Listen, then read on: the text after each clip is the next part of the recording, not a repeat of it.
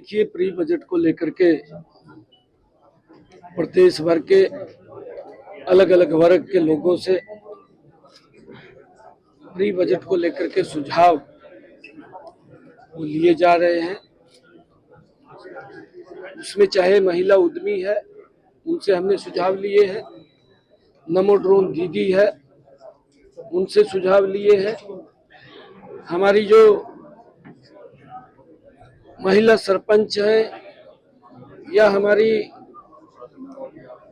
जो गांव के अंदर जिला परिषद या ब्लॉक समिति की चेयरपर्सन है, हमारी नॉमिनेट जो महिलाएं हैं, उनसे भी हमने सुझाव लिए हैं।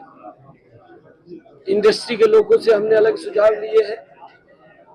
एग्रीकल्चर के जो हमारे एफपीओज हैं, एफपीओज के साथ साथ हमने जो प्राकृतिक खेती करते हैं, जो ऑर्गेनिक खेती करते हैं और जिन्होंने खेती के अंदर एक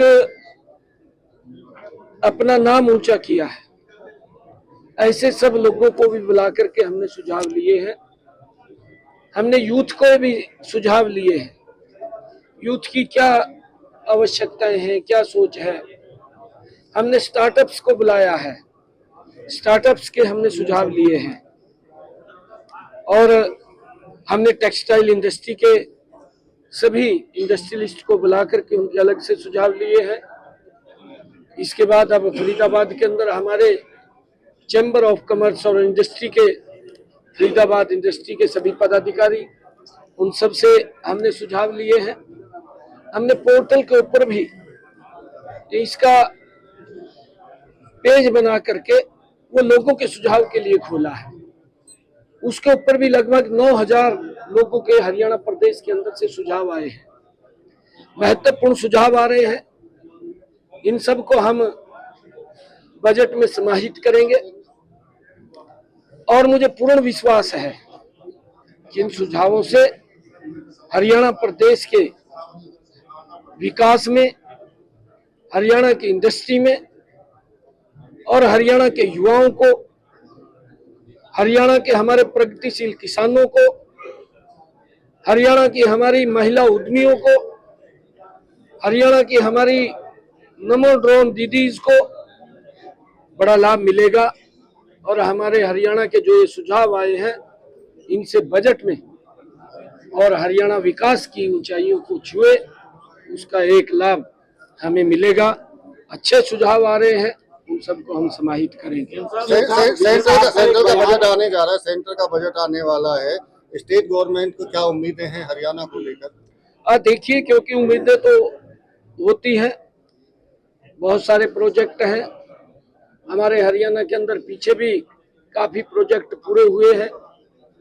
अगर आज हम देखें, पिछले 10 वर्षों में नरेंद्र मोदी जी ने इस गति से देश को आगे बढ़ाया है कि अगर हम हरियाणा की बात करें, हमारे हरियाणा के अंदर जो सड़कों का जाल बिछा है, एक जो लोगों को रास्तों की सुविधा मिली है, आज हर जिला हरियाणा का 4 लाइनिंग से जुड़ा है। आज हरियाणा के कोने से दूसरे कोने में जाने में मात्र 3.5 घंटे का समय लगता है। इतनी हरियाणा के अंदर विकास की गति हुई है। हरियाणा में यूनिवर्सिटीज बनी है, हरियाणा के अंदर हमने कॉलेजेस बनाए हैं, हरियाणा में एम्स खड़ा हुआ है और भी आगे जो इंफ्रास्ट्रक्चर के लिए जो हमने बातें कही हैं, हमें पूर्ण विश्वास है कि हरियाणा को उसका हिस्सा वो प्रखरता से, मजबूती से मिलेगा, उसमें कोई दो राय नहीं। वो कह रहे हैं कि डल्लेवाल की तरह मैं अनशन पर बैठूंगा, अफसर सुनते नहीं है, मैं ग्रीवेंस की मीटिंग अटेंड नहीं करूंगा। सब सुनते हैं, विशाल हमारे नेता हैं, हमारे नेता है विशाल, तो उनकी शिकायत कर, अरे हमारे नेता है विशाल, हमारे नेता है। दिल्ली चुनावों को लेकर लगातार हमलावर है केजरीवाल, और आप भी यमुना पे पहुंच के पानी पीने, कैसा लगा पानी भी किया, किस तरीके से? देखिए, हम जहां पर हम हरियाणा की तरफ से पानी दिया था, उसने एक बहुत बड़ा आरोप हरियाणा के लोगों के ऊपर लगाया उसने कहा कि पानी में जहर डाल करके दिया है, तो मैं सो रहा था, जब मैं जागा और जाग करके इंजीनियरों ने बताया कि पानी में जहर आ गया है, तो उन्होंने पानी को रोक दिया।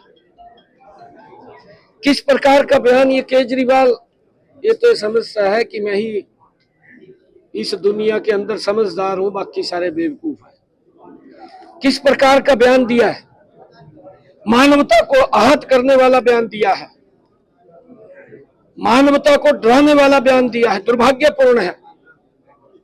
एक ओछी राजनीति के लिए इतना घटिया बयान अगर देश के अंदर, दुनिया में अगर कोई दे सकता है तो उसका नाम केजरीवाल है। केजरीवाल ही दे सकता है। उसने जो कहा है कि मास जेनोसाइड होगा, दुर्भाग्यपूर्ण है। लोगों के अंदर भय पैदा करने का बयान उसने दिया है कि लोग पानी पीना छोड़ दें। अरे केजरीवाल, आपने उस यमुना के ऊपर खड़े होकर के सबसे पहले प्रण किया था, मां यमुना के चरणों में किया था कि मैं इसको स्वच्छ करूंगा। अगले प्लान में फिर गया लोगों के बीच में और कहने लगा कि मुझे एक समय और दे, मैं इसको स्वच्छ करूंगा। अब उसके पास 2 बार समय लोगों से, दिल्ली के लोगों से मांग लिया था, अब समय मांगने का नहीं बचा था। अब तो आरोप लगाने का काम उसने इसी कारण से किया है, अपनी नाकामियों को छुपाने के लिए। केजरीवाल ने ये इतना बड़ा आरोप ये हरियाणा के लोगों के ऊपर लगाया है। मैं केजरीवाल को, मैंने पीछे भी कहा था, दिल्ली की जनता से माफी मांगे, और उसको तो चुनाव नहीं लड़ना चाहिए था जब वो काम करने में सक्षम नहीं है, क्योंकि झूठे वादे किए हैं, झूठे वादे करके लोगों को बरगलाने का काम किया है। 5 तारीख को केजरीवाल को दिल्ली की जनता जवाब देने वाली है, सुपड़ा साफ होने वाला है। और अब कभी कहीं किसी मोहल्ले में जाता है, वहां जाकर के बोलता है आपका नाला साफ नहीं है, आपका सीवरेज ओवरफ्लो है, आपकी गली के अंदर पानी है, मैं अधिकारियों को क्लास लूंगा। अरे 5 साल तक सोता रहा क्या? 10 साल का समय दिया है। 10 साल के समय में भी केजरीवाल ना नालों की सफाई कर पाया, ना सीवरेज की सफाई कर पाया।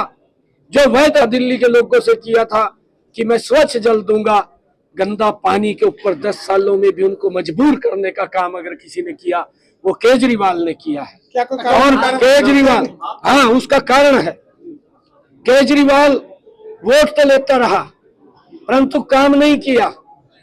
उस दिल्ली के लोगों को बताए कि जो एसटीपी था उसको बढ़ाने की बजाय, चलो तुम्हें बढ़ाया नहीं है, नरेंद्र मोदी जी ने 8,500 करोड़ रुपया दिया एसटीपी लगाने के लिए। यह व्यवस्था लोकल सरकार के हाथ में होती है कि वो लोकल सरकार उस व्यवस्था को ठीक करे, ये उसकी जिम्मेवारी है। 10 साल उसको हुए हैं, 10 सालों के अंदर भी उसने एसटीपी तो लगाने की तो दूर की बात, उसकी सफाई तक नहीं की। जो पौंड थे उनकी भी सफाई नहीं की। लोगों को गंदा पानी पीने के ऊपर मजबूर किया और लोग तो गंदा पानी पी रहे हैं। केजरीवाल ने अपने शीश महल के आगे 15 करोड़ रुपए की लागत से एसटीपी लगा लिया, अपने आप तो स्वच्छ पानी पी रहा, दिल्ली के लोगों को गंदा पानी पीने के ऊपर मजबूर कर रहा है। सीएम साहब आप दिल्ली में प्रचार कर रहे हैं, कितनी सीटें आने की उम्मीद है? क्या इसके खिलाफ कोई कानूनी कार्रवाई भी की जाएगी? जिस तरीके का बयान, देखिए, जिस प्रकार का इसने बयान दिया, जो कानून काम करेगा वो करेगा, कानून काम करेगा इसके खिलाफ। ऐसा नहीं है लोगों को डराने का, लोगों के अंदर भय पैदा करने का कि मास जेनोसाइड हो जाएगा। अरे तू कहां से ये सोच लेकर के आया है? दिल्ली में बीजेपी कितनी भारतीय जनता पार्टी की सरकार बहुत बड़े मैंडेट के साथ दिल्ली में बन रही है। दिल्ली के लोगों ने मन बना लिया है कि अब इसको झाड़ू से साफ करेंगे। इसने गंद फैला रखा है। हरियाणा के लोगों पे जितने आरोप लगाए धन्यवाद।